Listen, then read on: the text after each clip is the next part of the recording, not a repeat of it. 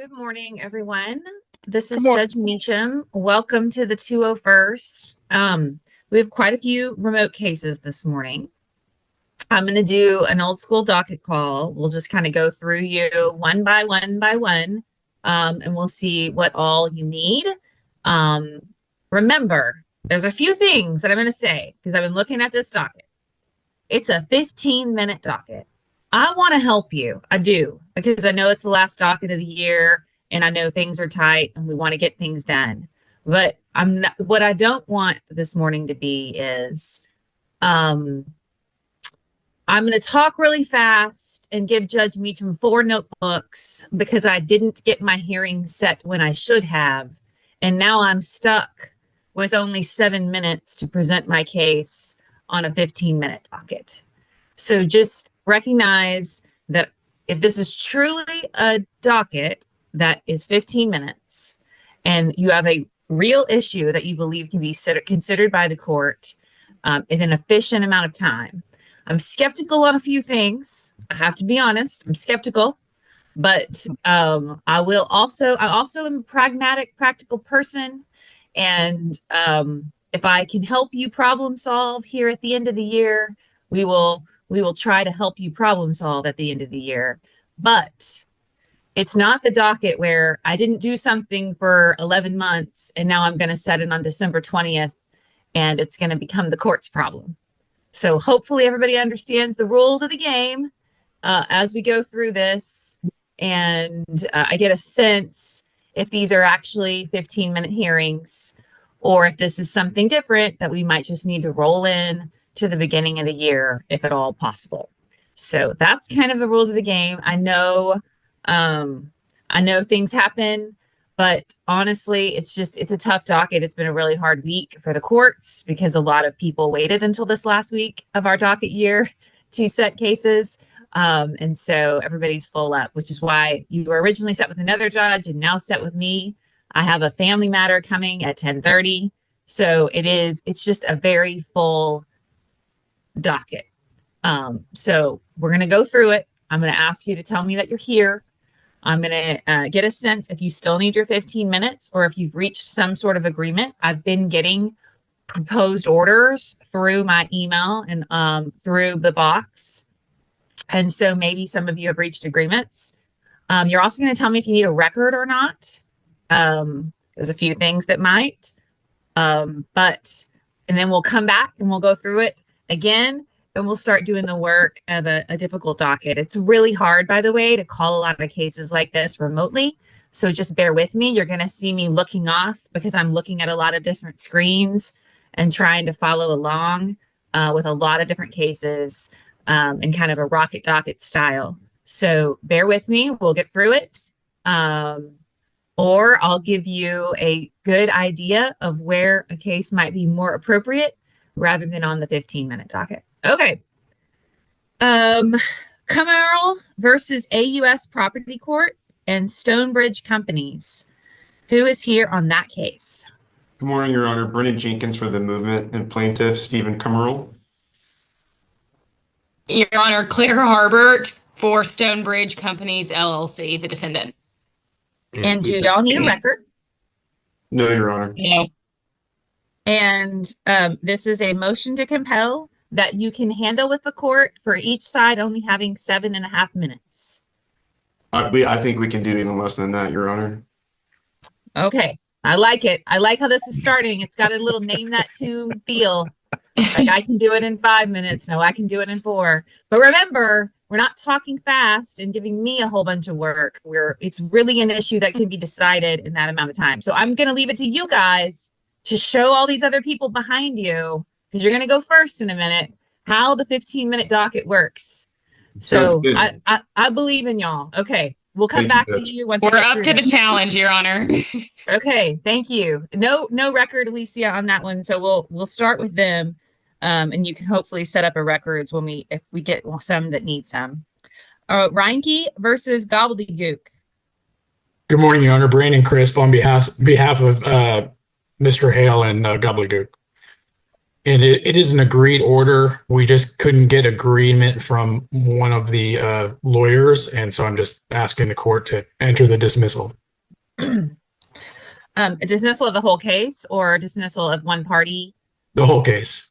Okay. All We right. have a signed settlement agreement. Yeah, I'll explain. All right. Well, we'll probably come back and do that one too. Like, I might do you first when we get through this first, this whole docket call. We might start with yours.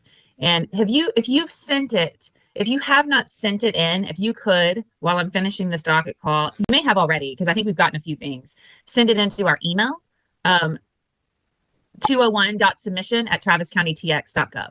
Yes, Judge. I put it on box, but I'll send it to. Right. Send it to the email. That'd be great. Okay. Yes, Judge. Thank you. Kent versus Austin Telco. Yes, Judge. That's me also. Same issue. But actually, we now have agreement from all parties, which I received this week. So we're ready to enter that one as well. Okay. Then just if you'll send those to email, not the box, it's just a little bit easier for me to deal with it off of email remotely. Thank you. Is it okay if I send both of the orders in one email, or do you want me to keep? Yeah, that's fine. Actually, that's fine. Thank you. Paredes versus Swenson. Good morning, Judge. This is a minor prove up, should take less than 15 minutes. Carl Pierce for the defendants. I agree. We would like a record, though, Your Honor. Yes. I figured you might. I also saw there was an interpreter, I think. Is the interpreter here for your case? She That's is. right. Yes. Speak up, Miss. Yes, ma'am. There you go. Yeah. I think we'll just do it the old school way rather than trying to set up an interpretation channel with all these people Okay. on it. We'll just wait for the delay and we'll just have you interpret in real time if that's okay. That's fine, Your Honor.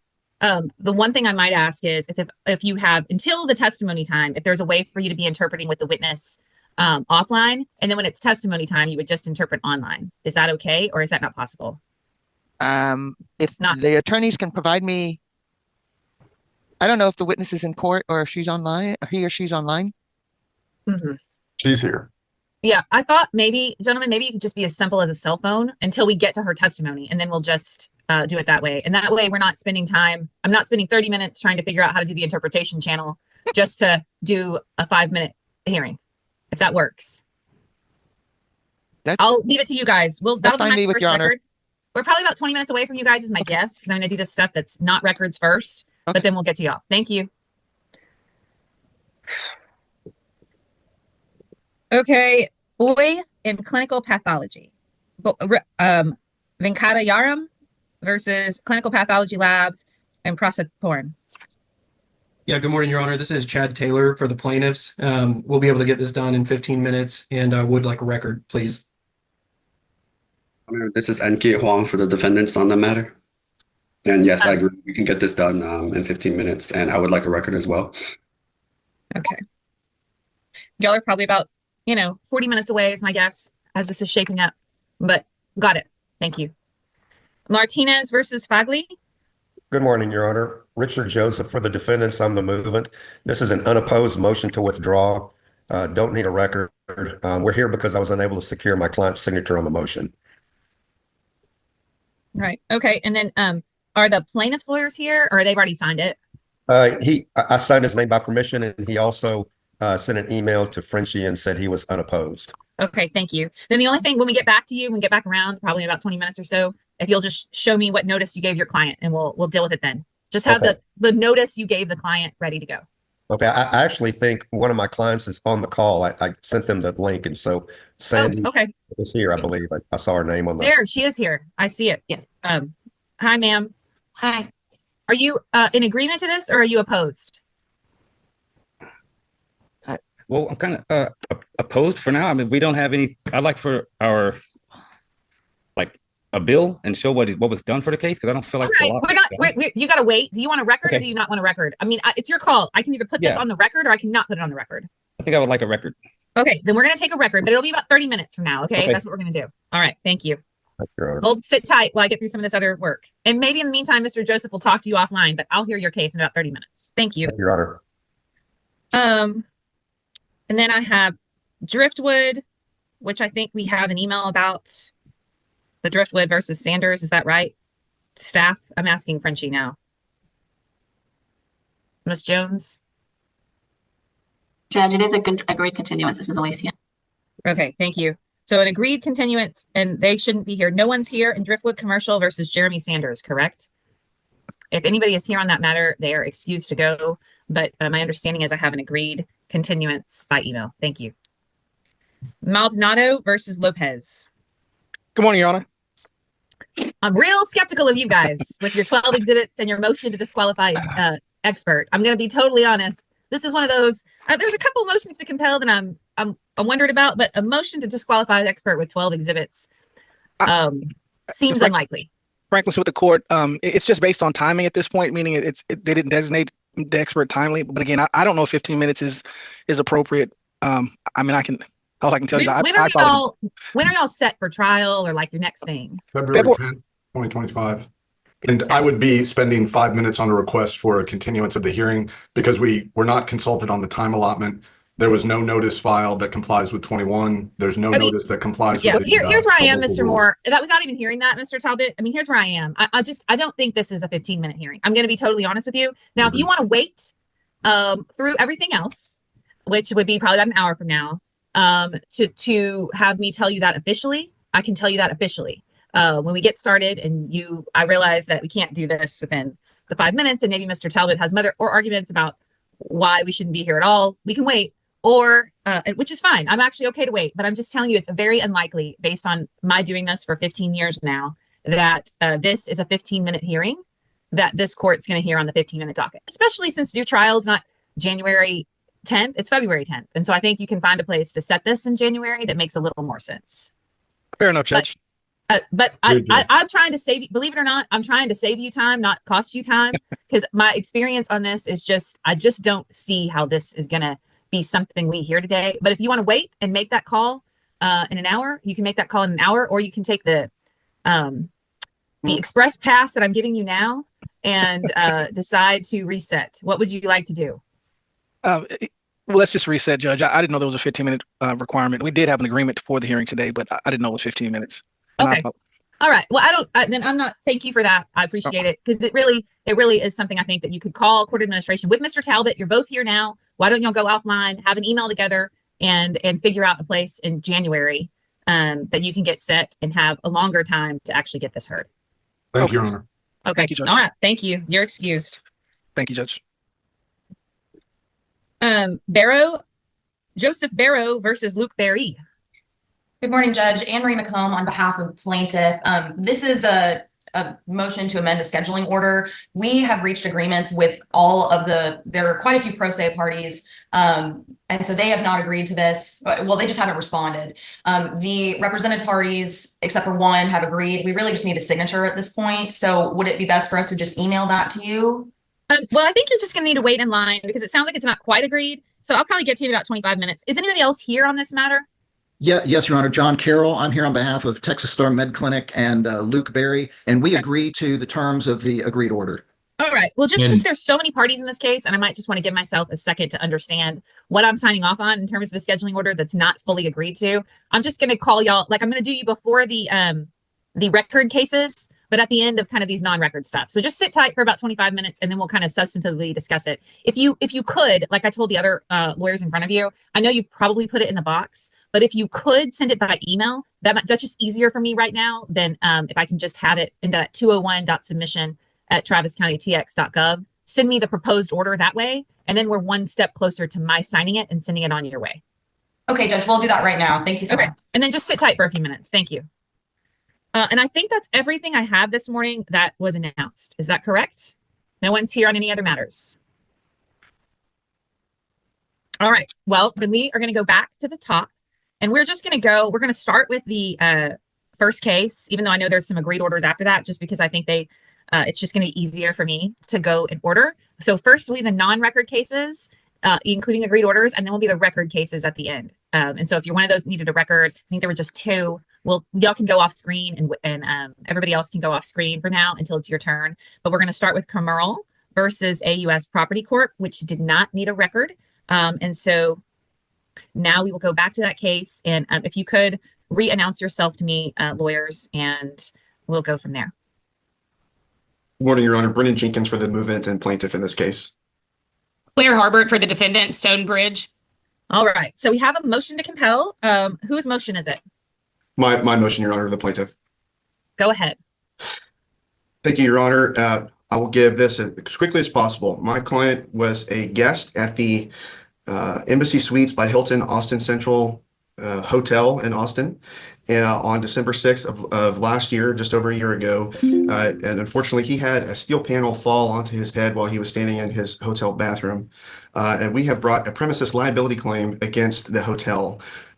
In our petition, we named the entity that was listed as the property owner on the appraisal district, which is AUS Property Corp that you see in the case style, as well as Stonebridge Companies. We believed at the time that this was the property owner and the property manager. We have been informed by defense counsel that we have correctly named Stonebridge Companies. However, they do not believe AUS Property Corp is the correct property owner in this case. We filed suit in June. I believe the lawsuit was answered by Stonebridge in July, maybe early August. And since that time, we've been trying to figure out who this property owner is. In the premises case, I have to name the property owner.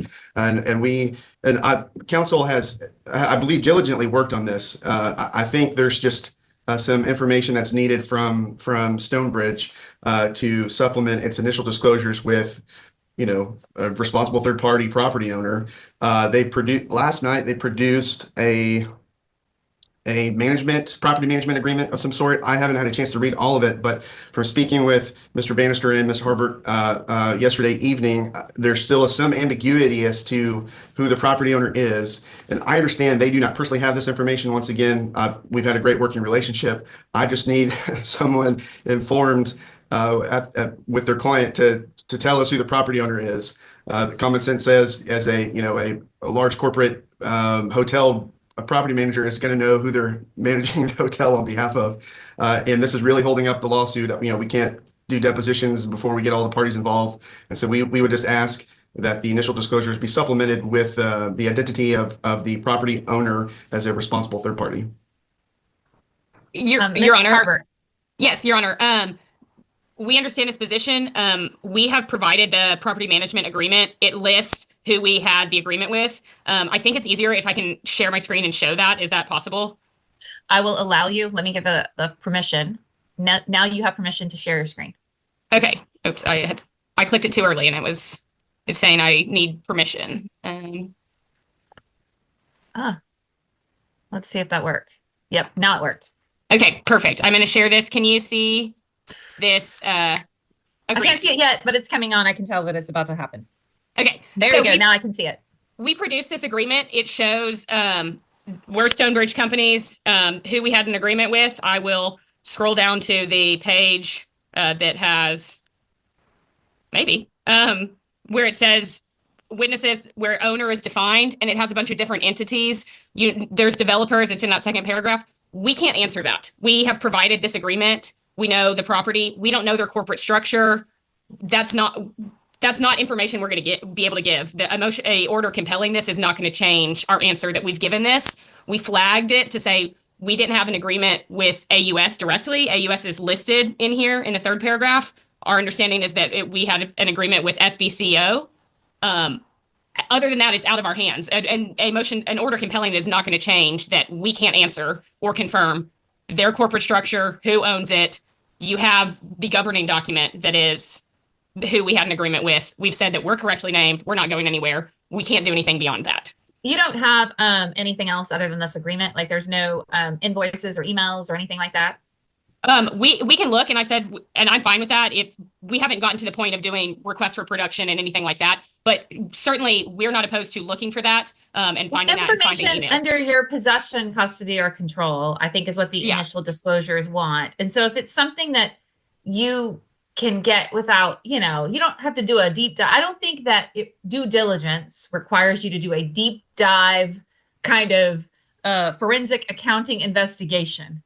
But it probably does require you to do who was my email contact, or who was I receiving this information from? Those sorts of things. If you have something more with a contract that is that, I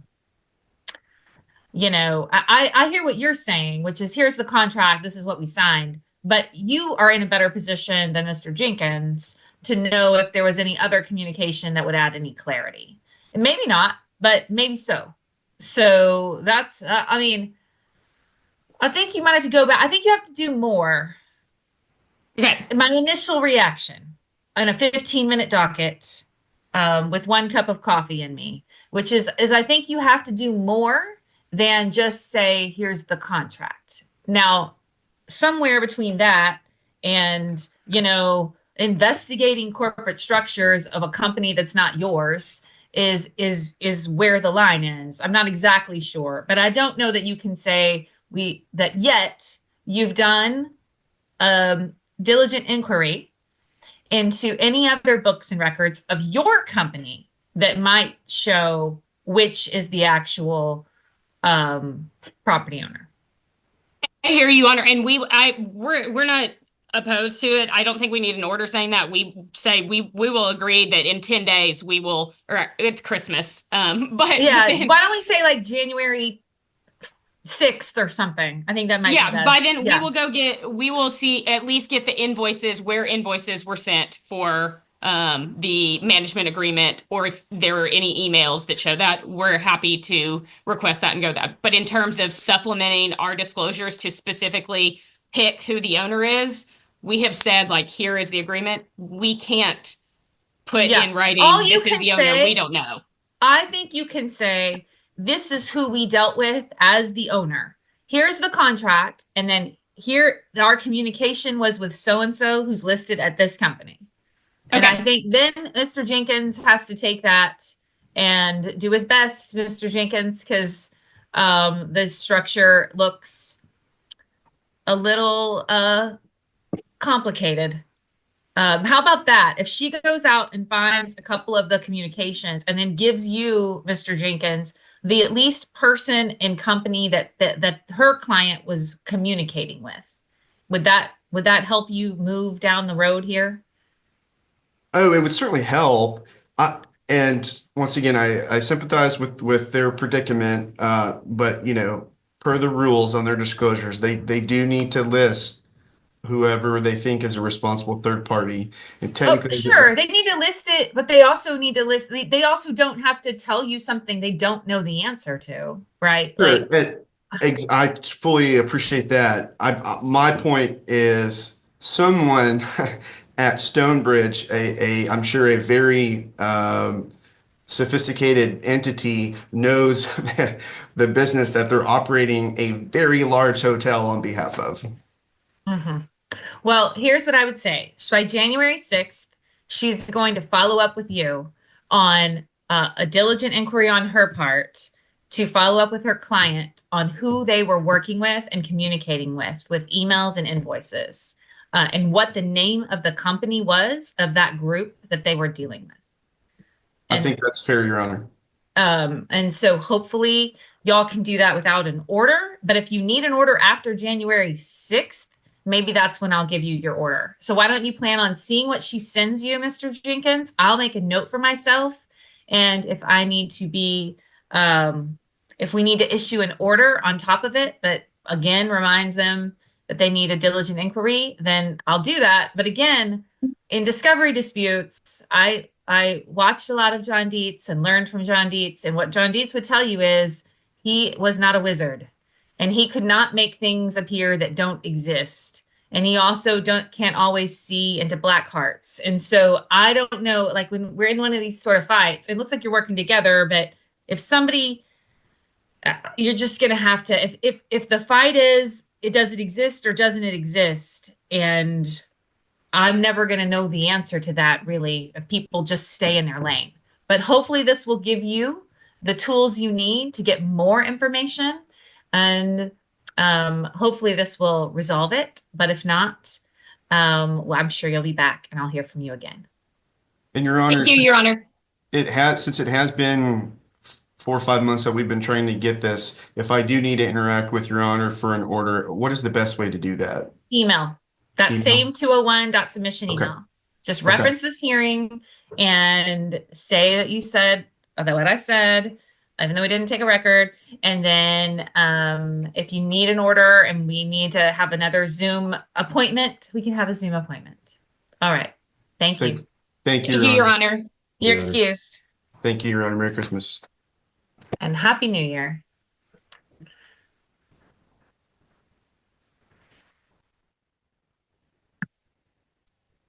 I am making notes for myself as we go, so I don't forget what is happening.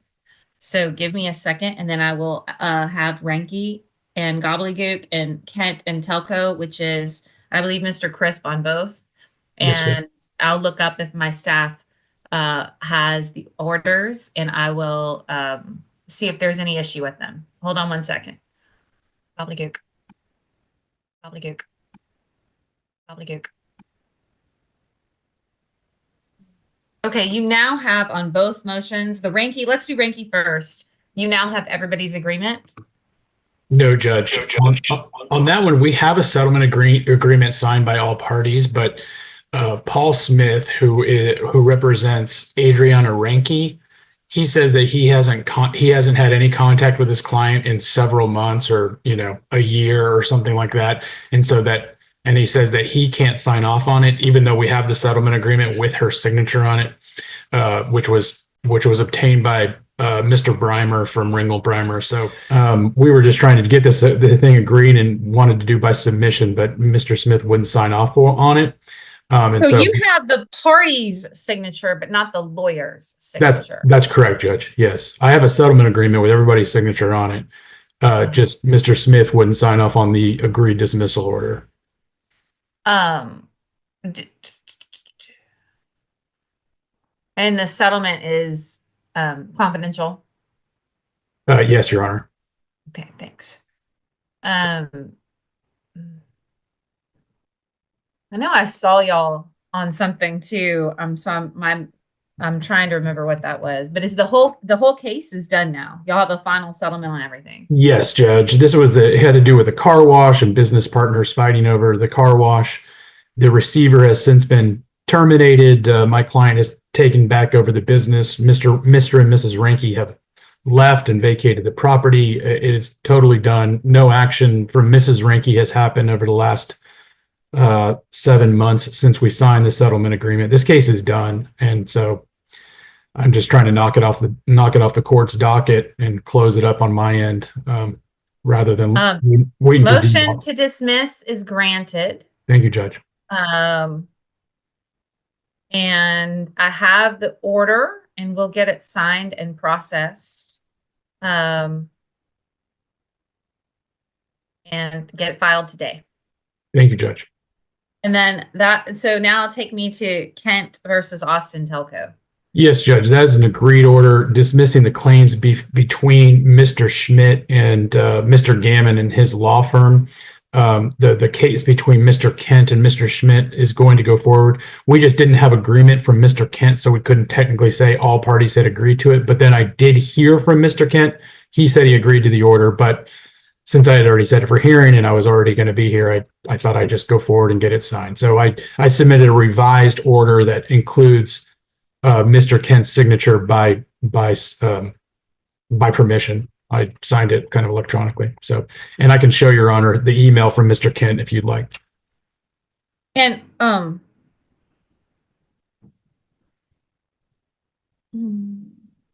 so they're not actually on the signatures aren't on the order, the motion, but you have an email.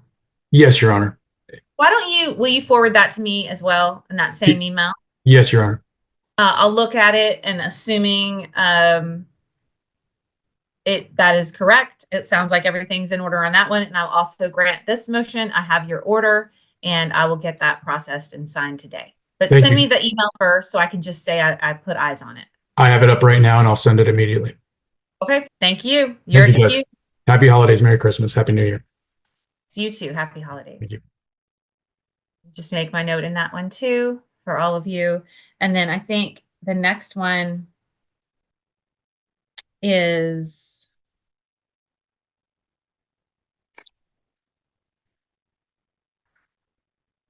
Martinez. Oh, nope. Y'all are going to need a record now. Never mind. So we'll have to come back to that one too. So I have the Driftwood, which we have an agreement on. And then I have the last case, which is the Barrow case. Y'all are next. And so hold on, sit tight for 1 second. Let me make my note, and then we'll go off on Barrow and Barry. Yes, Judge.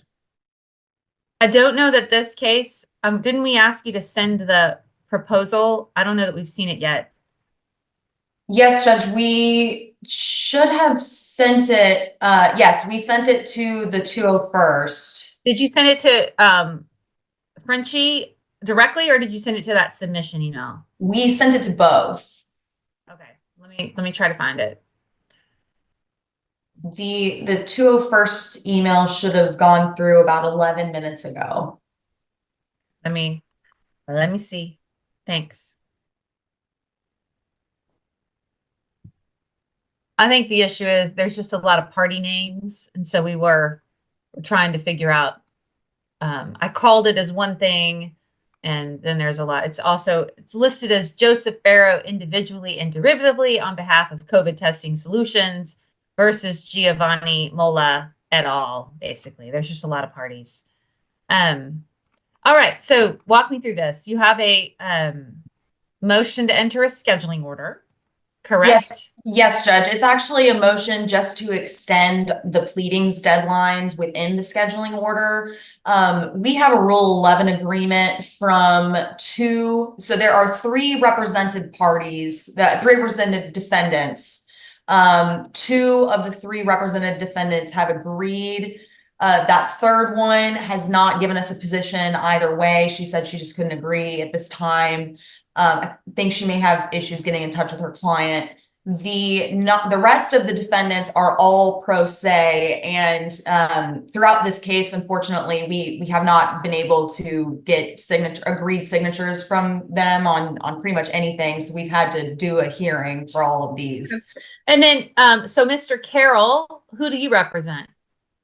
I represent defendant and counter plaintiff, Texas Star Med Clinic, LLC, and Luke Berry. Thank you. And then are you in agreement with this extension of the pleadings deadline in the scheduling order? Yes, Your Honor, I am. And then is there any other party here, either represented or here self-represented? Yes, Your Honor. This is Trevor Lawhorn on behalf of Defendant Supreme, and we've indicated that we're agreed to the requested extension of the deadlines. Thank you. Anyone else? I hear no one else. I see no one else. I think, or how are you giving notice to everybody? Are you just using email, Ms. McCall? Yes, Judge. We've successfully communicated with everyone via email throughout the case. All right. Then your motion is granted. I think I have a copy of your order, and I will get it signed and filed today. Thank you, Judge. And y'all are excused and free to go. Thank you. Happy holidays. Happy holidays to y'all. Paredes et al. Versus Swenson et al. Let me take attorney announcements and who everybody is representing for the record. Certainly, Judge. On behalf of Rosa Paredes and the plaintiffs, Dave Winholtz. Archie Carl Pierce on behalf of all the defendants. Scott DeShazo, guardian ad litem for the minor child known as LP in the court papers.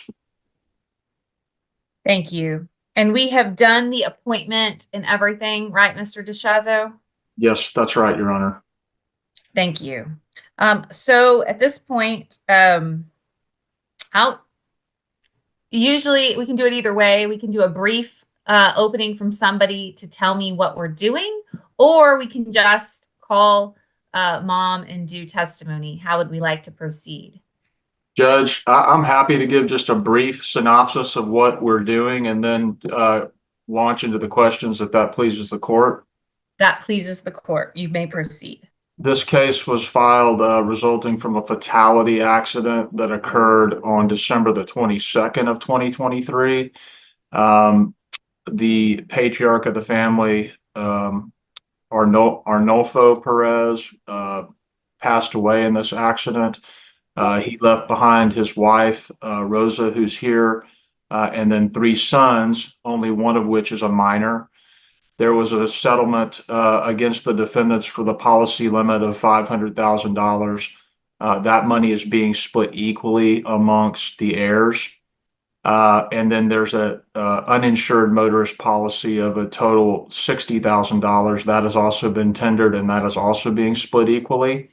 And so all we're here about today is to prove up the minor portion of the monies that are going to the minor, some of which are going into a structure and some of which are being placed in the registry of the court. The reason for that is the UIM money had been tendered previously, and so it can't go into the structure because it was already made payable to counsel and the clients. And so that little portion, which is only about $7,000, is going to be placed into the registry of the court, and that's also in the proposed final judgment.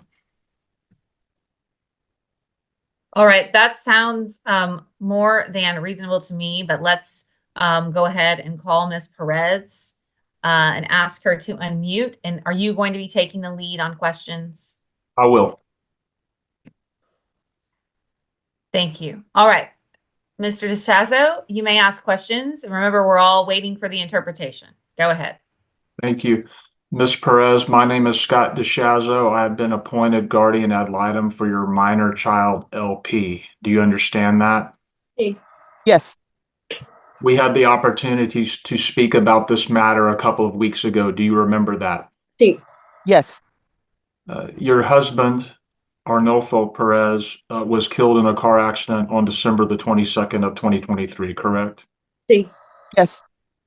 And you have made claims against the at-fault driver and business as a result of that accident on behalf of your husband and your children. Is that correct? Yes, that's correct. Do you understand that you have agreed to settle this case against the defendant, at-fault driver, and business? Yes, correct.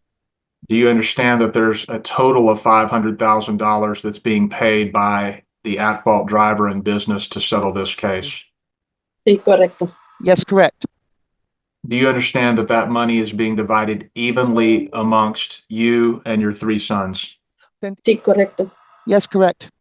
Do you understand that a portion of that money, about $83,000, is being placed into an annuity for the benefit of your minor son, LP? Yes, correct. Do you understand that there's another portion of money from your own auto insurance that's being paid to resolve this case? Yes, that's correct. And do you understand that the minor son, LP's money from that portion of the settlement is going to be placed into an interest-bearing bank account with the court? Okay, yes, I understand. Do you understand that you do not have to settle this case, but by settling this case, you are waiving any further claims against the defendants? Yes, correct. Is it your understanding that what's being paid by the defendants in this case is the total policy limits available? Yes, correct. And do you understand that if you agree to settle this case and the court approves this settlement, that you will not be able to bring any further claims resulting from this incident against these defendants? Yes, I understand. And do you believe that this settlement is in the best interest of your minor son, LP? Yes. My condolences to you, and I thank you for your time. I'll pass the witness. Thank you. Any questions from Mr. Winholz? Señor licenciado Wilhouse, ¿tiene alguna pregunta? Just one, Judge. Rosa, it's nice to see you. Will you explain to the judge, or let me ask it this way. LP was not injured or in the vehicle at the time of the accident, correct? Mi hijo el más chiquito, ¿verdad? You're talking about my youngest son, right? Yes. Sí, correcto. Yes, that's correct. That's all I have, Judge. Eso es todas las preguntas que tengo, su señoría. Any questions from you, Mr. Pierce? No, Your Honor. Then I think that we can go. Then I don't have any questions either. And you can go back to the phones. Y señora Rosa, por favor, agarre su teléfono de nuevo que le voy a estar interpretando por teléfono. Thank you. And I'll mute you both again. Appreciate it. Having heard the evidence, I don't I don't have any questions per se. Mr. DeShazo, you have a fee, I presume, and that's in the the order, the judgment that I'm signing, Yes, Your Honor. and that's being agreed to be paid for by Mr. Pierce's client. Yes, that's correct. And Your Honor, let me put you on notice. We submitted 2 judgments regarding the contingency of the court accepting the UIM money also to be placed in the registry of the court. And so the second judgment that we submitted, I think the title is alternate judgment, is the judgment that has the UIM money being placed in the registry of the court, if the court agrees to do that for us. I agree. We'll agree. Let me tell you something that I have learned recently about the registry of the court. And I want to make clear, this is going to be Mr. DeShazo. The registry of the court is my understanding, especially if it's going to be interest bearing. They need additional information, Mr. DeShazo, from the child, such as social security numbers, to actually make that happen. And I don't know in this instance if that makes sense in this instance. And so what I'm asking you is, do you want me to wait until you find out if that information can be obtained in order for everything to go well with the registry of the court before I decide which order I'm going to sign? I don't have a problem with it. I'm just telling you the clerk's office, not the court, actually deals with the mechanics of the registry. And I just want to make sure, based on what I've recently learned, that the mechanics can all go through if we use the registry here. Yes, Your Honor, I'm familiar with the mechanics that are at issue. I guess the thing I don't know that Mr. Windholz may be able to answer is whether a Social Security card exists. If so, then there's no problem. I'll get it done. It does exist, Mr. DeShazo. Okay, thank you. Thank you. Then let's do the alternate order, because I'm fine with that. If that's what the lawyers would prefer, and what you're telling me is the agreement that all sides would prefer here. That's right. I'm seeing nods. Okay. Yes, correct. I want to make sure I sign the right one. So what is the one that you want me to sign? What is the title again?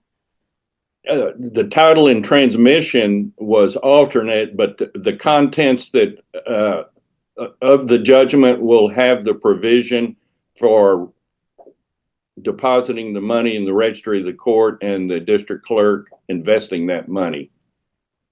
Got it. We will, my staff attorney, my briefing attorney is helping me on the back end here, just because there's a lot going on with all these amount of cases. But I think we know which one we're going to sign, and we will sign that one and get that one filed today. The court is accepting the agreement of the court, accepting the recommendation from the guardian that the court approve of this minor settlement. I will sign the agreed judgment, get it filed. Any other questions from me? No, Your Honor.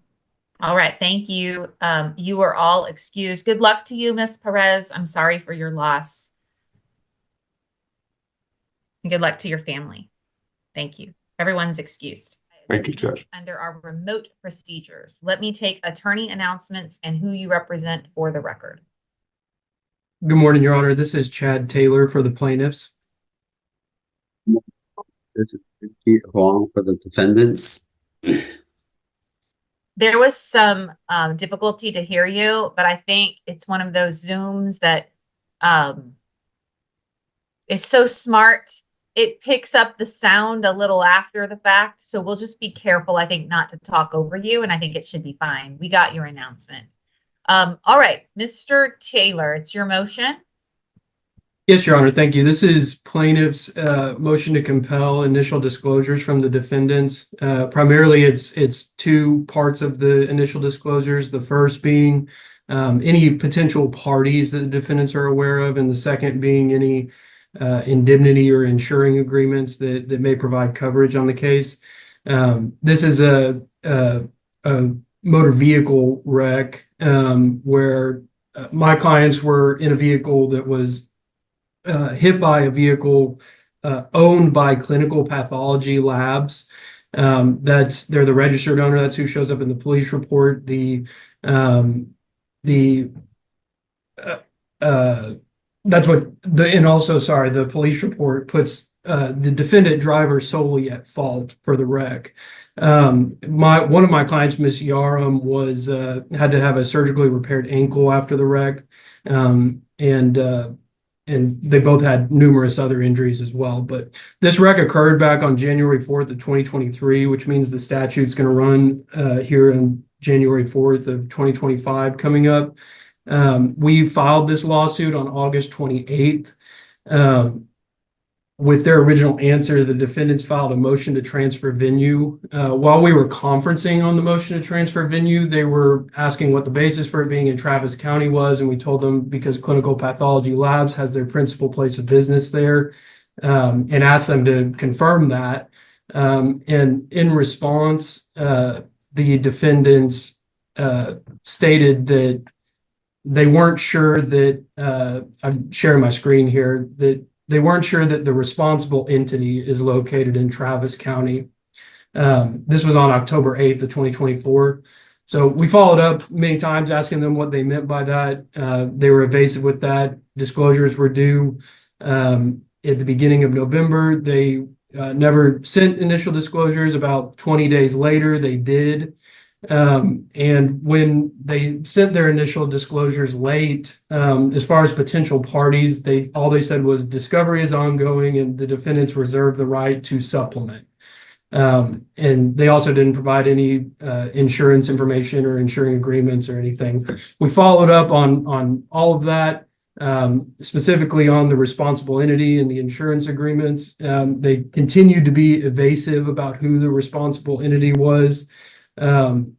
And so their answer in their disclosures is just a non-answer. I think that we're entitled to a yes or a no. They obviously have a duty to supplement as it goes on, but they've already indicated through their emails that they believe there's another responsible entity out there.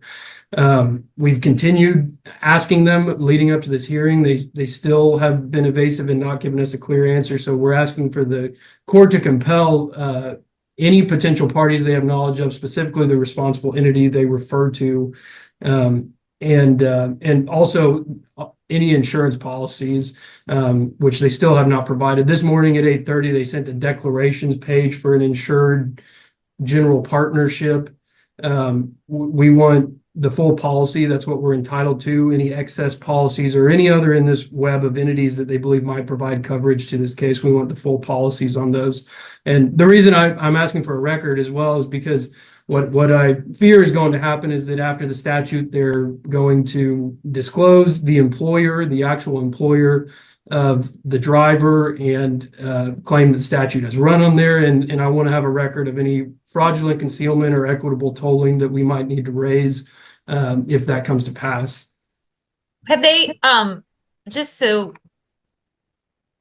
have they given any initial disclosures, or there just not been anything yet?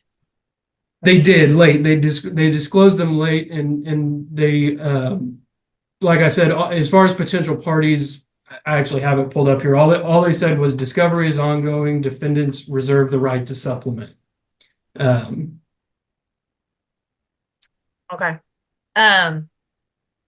And then what is it that you want my order to say? I mean, I'm curious about when you would want them to do it by. Like, I mean, they're already required to do these. And so what do you want the order to say?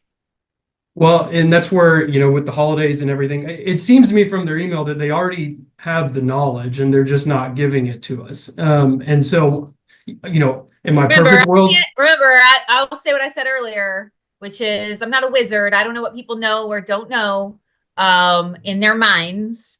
And so we have to order something on paper, which can't be, pull info out of their brain. So what do you want me to order? A diligent inquiry, that's what the rules of discovery require, and a redraft and more answers of the initial disclosures by January 6th. Is that what we're talking about? Like, what do you want the court to order? Well, first off, January 6th isn't going to work because of the statute running on January 4th. So January 2nd, I guess. January 2nd would probably be the day that I would do it, because I don't, we're at a box of time given where we are in the calendar. I guess the court is open on the 30th and the 31st, so I could order it by the 31st. It was about the best I could do, but that's only given them 11 days, but I think that's something I could do. About the closest turnaround I can give you, I think that I'm comfortable doing is December 31st. And that would be my preference then, Your Honor. And As then far what as do you want me to order them to do? Like, I don't, I mean, they are already under a duty to give full initial disclosures required by law. So do you just want me to say that in an order? I think ideally it would be an order saying to disclose whoever it is the responsible entity that they're referring to is. Okay. But they haven't given an answer to this disclosure. It's not yes or no. It's just we will supplement. And so I think that an order just saying they need to disclose any responsible entities or potential parties that they have By knowledge of. December 31st. I just am trying to get you, I'm trying to cut to the heart of this because we're Sure. running out of daylight. I'm Understood. leaving the country. I'm leaving the country on Monday. So you're going to need to get me, I'm going to hear from Mr. Wong, but then you're going to really need to think about what it is you want this court to order and put it in a proposed order to me because I'm a little confused. I'm with you. Like they need to get to it and we need to get to it. But I think I need to give them a reasonable amount of time. I'm going to hear from him. And so you got to think about what it is the court's going to order. That's your charge, Mr. Taylor, while I listen to Mr. Wong. Thank Understood. you. Yes. Good morning, Your Honor. I don't know exactly where plaintiff's counsel is getting the answer. Our disclosures clearly state defendants are not aware of the identity of any responsible third parties at this time. As you said earlier, we can't tell you something that we don't know, and we are allowed for you to rely upon our discovery responses. And so this entity that plaintiff's counsel keeps demanding information from is not consistent with our disclosures. We do not have information on this entity, and they have basically harassed us in order for us to generate an entity that they believe exists that doesn't. And also with regards to policy page, I have worked with it appears to be some I sent the policy declaration page as requested, providing them the information that they would. It takes a long time to get the whole policy, and maybe that is not something the client is open to at this time. And so we've made every effort to comply with plaintiff counsel's requests. And his second request regarding information that we simply do not have and they do not believe our disclosure response, where we clearly state that we're not aware of the identity of any responsible third parties at this time.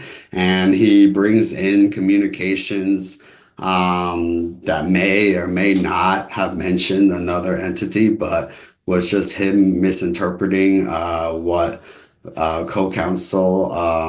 co-defendant counsel was saying for our firm. And so plaintiff's counsel is making a request for information that they're never going to get because they're simply not out there. And we have made every effort. Once they made it known that they wanted the policy declaration page, I have worked and to get them that information before this hearing. And so I believe this hearing is moot and pointless. And I don't really know honestly why we're here today.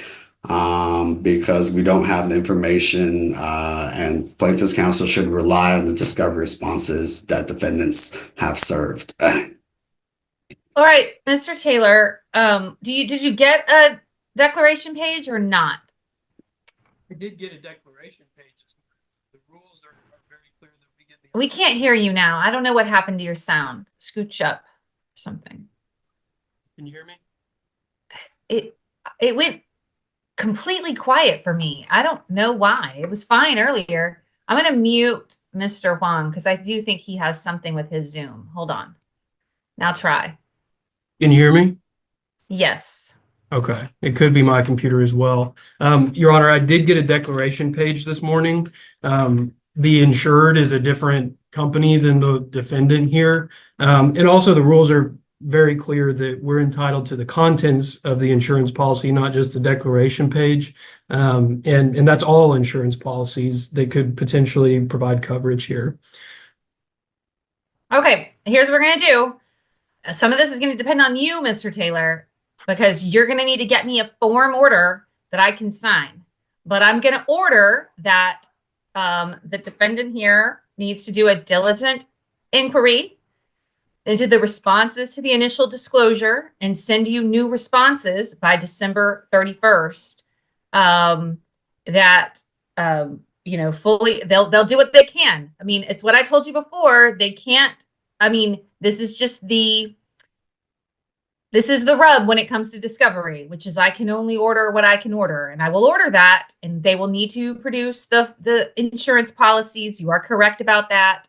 And they will need to do a diligent inquiry into responsible parties and give you a full list of them if they know anything more than they currently know by December 31st. But, it's discovery and we'll see what they say. But maybe that gives you what you need to make sure you can cover your bases if and when they amend after the statute of limitations is run, and then come up with a whole bunch of new information, then that will certainly, the record will be here for that, that they could have found that out before the statute of limitation ran. So I don't know what else to do, but Mr. Taylor, you got some work to do on a form order that you need to send to Mr. Wong before you send to the court. Understood, and thank you, Your Honor. The only thing I would add or request is, specifically in that order, if as far as 194.2 B2, that's potential parties, not responsible third parties that, Sorry, potential parties, not just responsible third parties. Correct. And that they, need to give us some answer there. They yes can't or just no. say we'll supplement. They need to give you an answer. Yes. Okay, understood. Thank you, Your Honor. Thank you. Y'all are excused. We can go off the record. Tomas Martinez and Jasmine Martinez versus Jerry Fagley and Sandy Fagley. This is Judge Amy Clark Meachum. It is December 20th, 2024. We are here today in our remote docket. And let me take the announcement. First, the announcement of the lawyer for the record. Richard Joseph, representing defendants and counter plaintiffs.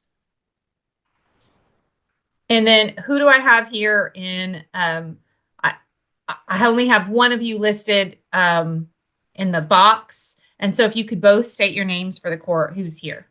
I'm Jerry Fagley and Sandy Fagley.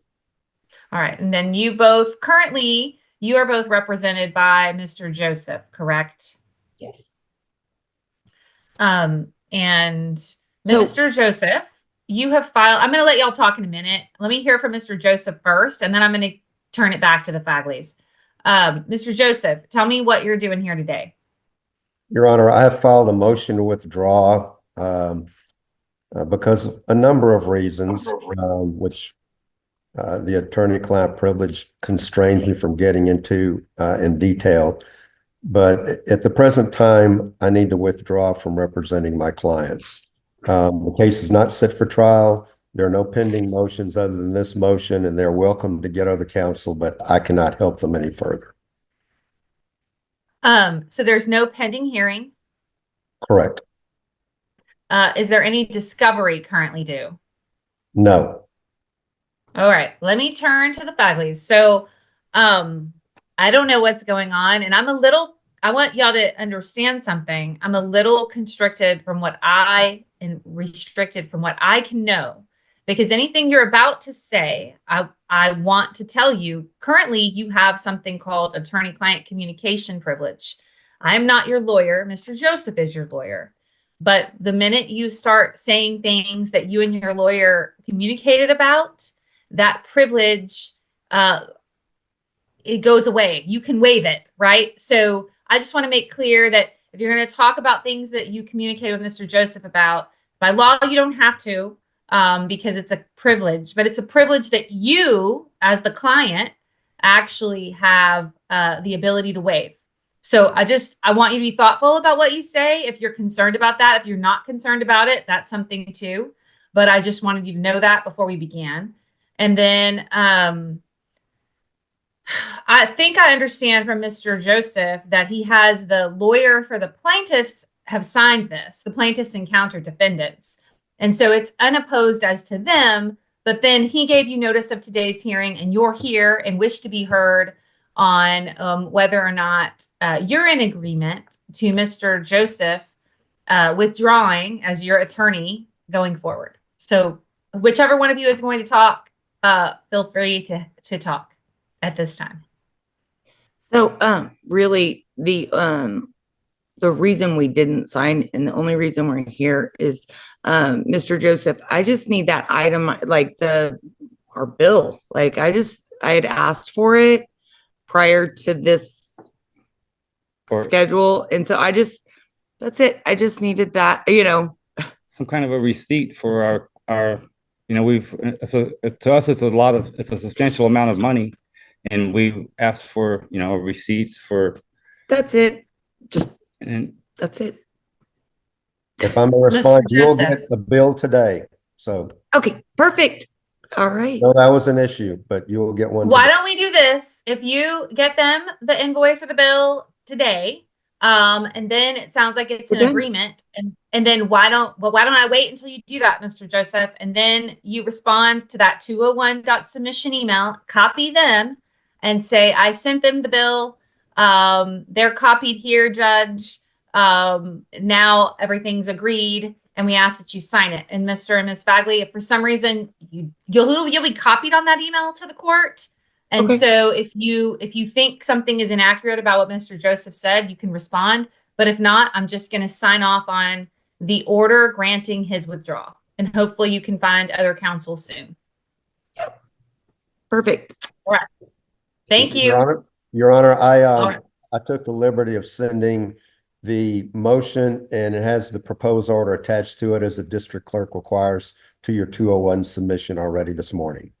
Great. And then if you could just send me that follow-up email once you get them their bill, and I would appreciate it. I don't need to see the bill. I just need to see an email from you saying you sent it, that they're copied on.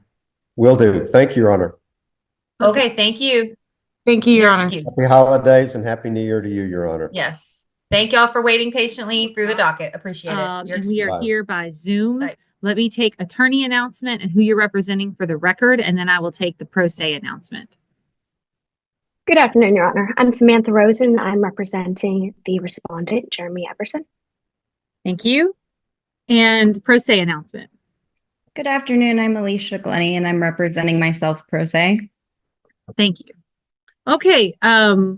I have a few companion cases in this as well. Who set this and what are we here to do today? I set this, Your Honor. It's a motion for continuance of the final trial. And then I am also requesting sanctions against Mr. Everson as well. All right, Miss Rosen, what do you believe is set today? Your Honor, I'm under the same impression, the continuance and the request for sanctions. All right. Well, Miss Glenny? Yes. Can you hear me? Yes. Why don't I do this? Since you're also pro se, why don't I go ahead and swear you in?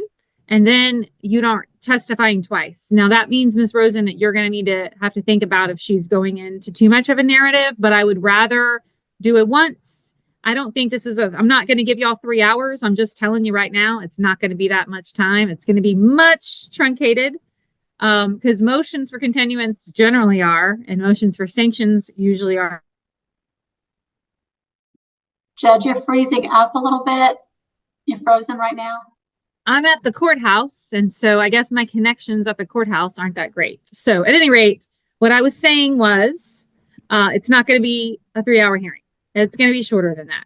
So if I could go ahead and swear you in, Miss Glenny, and that will help move this along. Please raise your right hand. In the testimony you're about to give, do you solemnly swear or affirm that you will tell the truth, the whole truth, and nothing but the truth? I do. Thank you. You may proceed. So we're going to go through with everything and my statements. Well, and I think so. I think just tell me what you're doing here. Tell me what you're asking for with regard to the continuance. First off, let me ask you this. When is the final trial set? January 27th, and it So- is a final jury trial. And who has asked for the jury?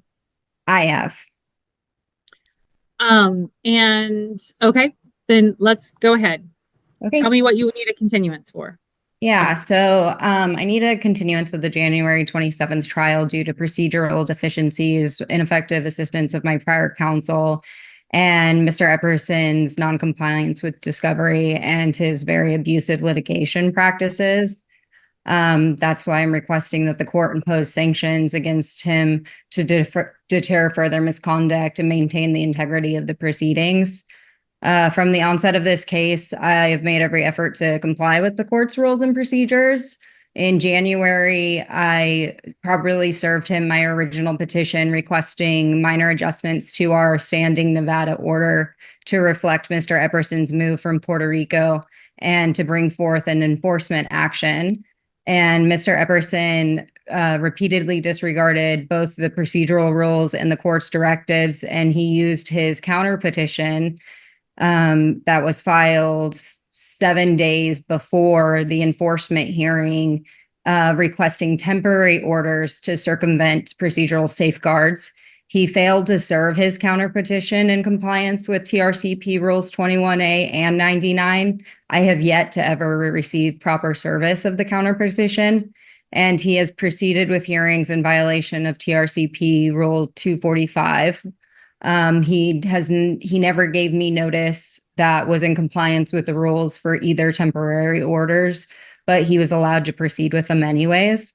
My concern is that despite the clear procedural deficiencies, the court has allowed these hearings to proceed, and the improper issuance of the temporary orders in both have disrupted the custodial arrangement significantly, almost completely reversing the Nevada order. And that distracted my previous counsel from being able to prepare for final trial, as they were trying to prepare defenses for one temporary orders hearing that should have never been set in June, where Mr. Epperson was using temporary orders to request a complete reversal of the Nevada order through temporary orders. And then 3 days before that hearing, he filed a protection order with no grounds to ask for such a protection order. The ex parte motion on that protection order was not granted. So let me ask you this. I think you've probably been told this before, but if you're complaining of what a previous judge did or are unhappy with the temporary orders, there are mechanisms for you to appeal that, to complain about that, but that is not today. And so you have to go back to those judges or go to a de novo process or go on a mandamus. Like, there's a lot of different legal mechanisms, but today's hearing, my understanding, is a new hearing on a motion for continuance. And so, but you're saying because of all of those issues, that's why you need a continuance. Well, no, I have I'm pending a motion to vacate right now. It's already been filed. But that's just to lay the background for why the sanctions should be granted, because the procedural abuse and the litigation abuse by Mr. Epperson is very clear. And when I do not do something that he wants me to do or that he wishes me to do, he takes retaliatory action by using the court to cause harm. And so that's really the foundation for the sanctions. The need for the continuance is because Mr. Epperson has not complied with turning over any discovery. He has not produced, he was deficient in his original production that was supposed to be due May 4th. We agreed to a Rule 11 and it was extended to May 20th. He didn't produce anything until May 29th. The production that he handed over is all inadmissible evidence. It all predates the September 2020. Objection, Your Honor. The relevance of whether or not the discovery was admissible or not. Yeah, at this point, I think I'm going to overrule that. I'll just let her finish up the reasons for it, I think, and then we'll go to you and you'll respond. I don't, what would you put on as evidence if you were to give it? I mean, you put some things in the box, Miss Glennie. I mean, or I don't know if you have or you haven't. It seems like you have. What would you put in as exhibits? Is there anything? Yeah, I can walk you through actually what was asked of him in his initial interrogatories and admissions. And then I have his responses. And then I have the further amended admissions and interrogatories, which were amended because his objections stated that they were not proper. They were not asked procedurally in compliance, so they were amended for procedural compliance, yet he has still not responded. And then I have bank statements that I've uploaded that show that he is basically presenting that he has $0 and made $0. And those bank statements show heavy withdrawals from the account in cash, and then they just go nowhere. So if we like the need. And why does all of that the lack of documentation, you think he's not giving you things in the discovery process? That's why you're claiming you need the continuance, right? Yes, I need international subpoena specifically because Mr. Epperson's company is incorporated in Singapore. And then I'm also going to need a subpoena on his direct business partner. And both of those are related to not only the financial arguments, but they're related to the custodial arguments because Mr. Epperson did not exercise visitation for almost 90% of 2022. And he is claiming otherwise. So I need to be able to prove that he was working when he claims he wasn't working. But then I also need to be able to prove through his flight records, which he will not turn over, that he was flying in these places when he said he wasn't. And those flight records are really important because specifically Mr. Epperson would take possession of the children and he would leave them with his mother. And then he would not tell me that he was leaving them with the third party. He would not give me first right of refusal.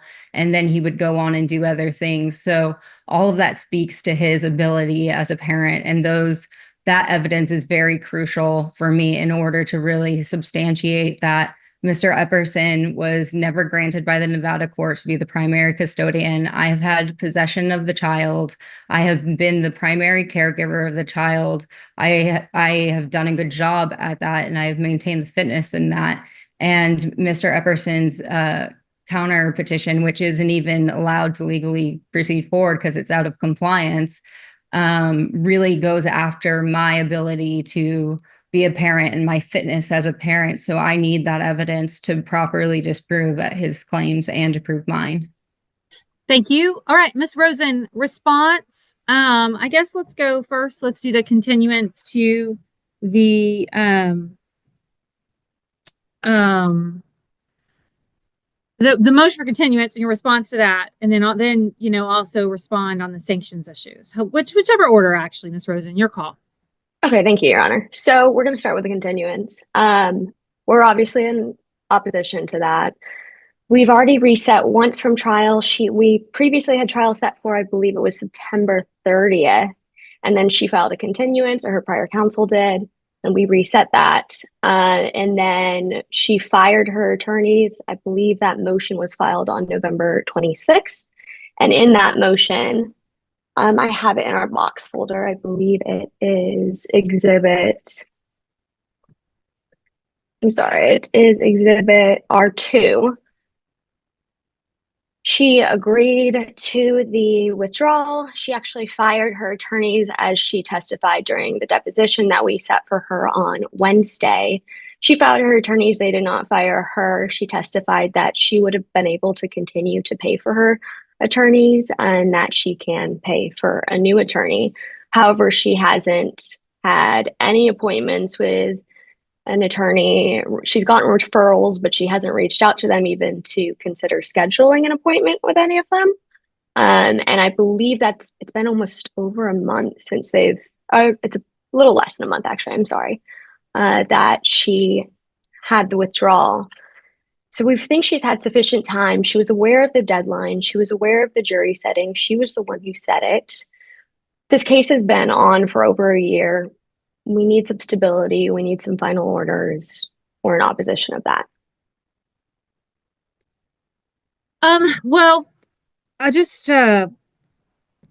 what's going to happen here, Miss Glennie, is I actually do the docket call for jury trial. Yeah, I think I had y'all's case once before, but I'm actually going to move this motion for continuance hearing until we're closer to trial. I want you to pursue trying to find counsel. And so we're going to redo this on January 17th, which is when I call the docket call for jury trials. This is set on January 27th. It's been set for a while. And we'll get a sense then if you've been able to get a lawyer, or if you're not going to get a lawyer. I mean, you seem actually very well presented and that you can handle a lot of the legal work on this case. In family court, of course, people are not given court-appointed counsel. They do represent themselves.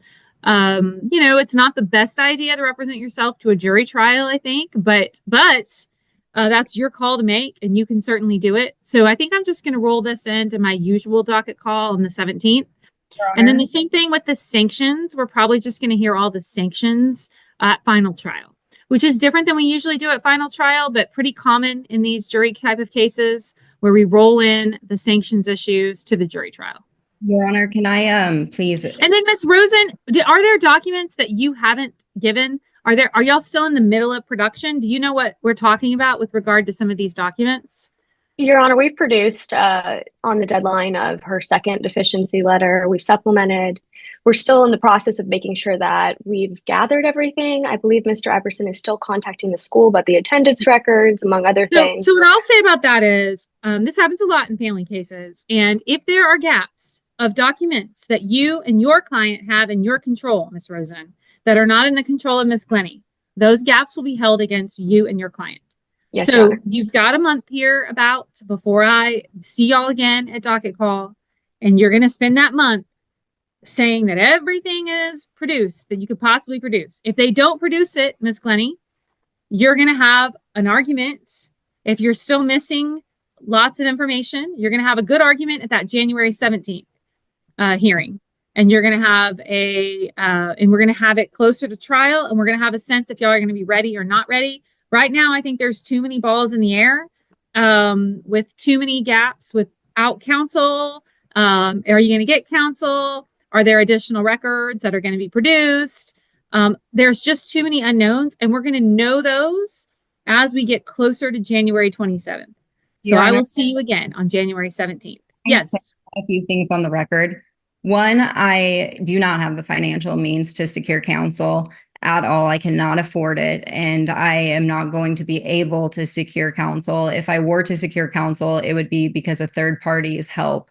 And due to how much money third parties have given me in the previous counsel, they are very reluctant to even do it so close. So I do not have the financial means to secure counsel. Additionally, the deficiency of my lawyers is like astronomical. They never sent one single deficiency letter between May 29th and November to Mr. Epperson. They never cured my interrogatories or admissions. They never supplemented my own discovery to them. I have multiple emails. They're in the box where I'm asking about discovery and received no responses. They did no trial preparation during that time. But I got billed for it, but yet they had nothing. When the February orders, temporary orders, they did not put those in until August. And then the June orders, the further temporary orders in June were not put in until December. I think last week, or December 4th is when they put those in. So they didn't even realize that the December orders weren't in until I started going through stuff and being like, what are you guys doing? Why isn't this being done? And then another compounding factor to that was when they set that hearing in that first hearing, they were specifically told to set it for a jury trial. They did not set it on the jury trial docket. I sent immediate emails, and those are uploaded in the box as well. I can pull them up, of me saying, did you set this for jury trial? It does not look like it was set for jury trial. Is this correct? And those emails went unanswered for about 3 weeks until finally I spoke to Lindley, and she said, are you sure you told them that you wanted it set for jury trial?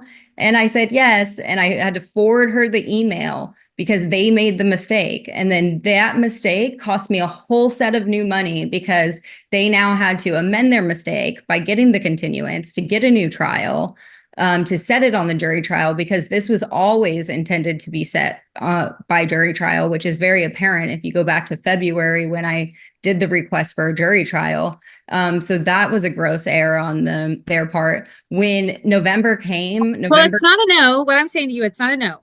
You have a couple options though. I'm betting you could decide to not do a jury.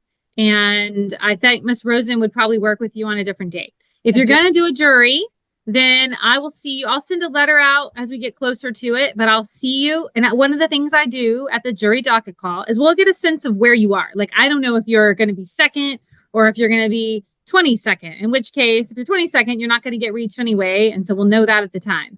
What I don't know is, and then we're going to know, because you're going to push in the meantime. If you're not going to be able to get a lawyer, then you're going to spend some time going through your own documents and going through your own stuff and seeing, can I prepare this case? What do I need to prepare this case? You have not done that work yet because your counsel only got out on 12/11. But that doesn't necessarily mean you can't do that work or that you can't be prepared for a trial that you want and that you want to go to jury. And so we'll make those calls on January 17th. You'll get some letters from me that give you the time, and we'll know then, and we'll get a better sense if you and Mr. Epperson's counsel are ready to go or not go. But in the meantime, they're going to keep working on getting you documentations. You're going to keep preparing and figuring out when you possibly could do this. If not January, when could you do it? Because we can't just continue it forever, because to your point, there's kids here and we got to move pretty quickly. We can't just continue it forever. So the court has the best interest of children in mind. We are going to end this today. And like I said, we will continue this on January 17th without the court making an opinion or decision at this time. And we'll take it up then. Thank you. Everybody's excused and we can go off.